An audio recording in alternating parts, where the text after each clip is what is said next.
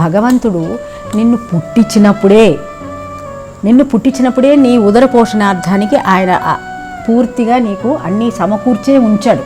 నిన్ను పుట్టిస్తున్నాడు అంటే ఇప్పుడు మనం కూడా అలాగే పిల్లల్ని ఉద్భవించగానే వాళ్ళకి కావాల్సినటువంటి ప్రాతిపదికంతా ఏర్పాటు చేస్తాం. అట్లాగే భగవంతుడు కూడా మనందరికీ అన్ని రకాల ఏర్పాట్లు ప్రకృతిలో అన్ని ఏర్పాట్లు చేసేసాడు.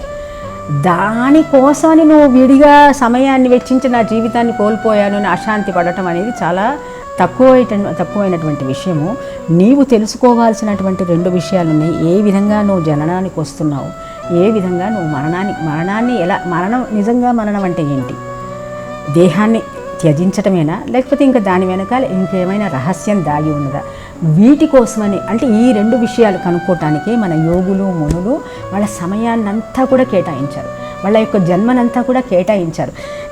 ఎంతగా వాళ్ళు స్వార్థరహితంగా దీని గురించినటువంటి చింతలలోకి వెళ్ళిపోయారంటే వాళ్ళు కేవలము వాళ్ళ అంతర్దృష్టిలో అంతరంగంలో ప్రతిఫలించినటువంటి వేదవాక్కులని గ్రంథస్థం చేశారు. గ్రంథస్థం అంటే తాళపత్రాల గ్రంథమే రాశారు. కానీ నాకు ఇది వినపడింది, ఈ మాండుక్య ఉపనిషత్తు నేను రాశాను, ఈ కఠోపనిషత్తు నేను రాశాను, లేకపోతే ఈ ఈశావాస్య ఉపనిషత్తు నా చేత నిర్మాణం చేయబడింది అనే విషయం కూడా వాళ్ళు మర్చిపోయారు.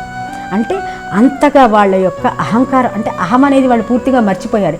కేవలము లోకోపకారమే వాళ్ళ యొక్క దృష్టి అన్నమాట.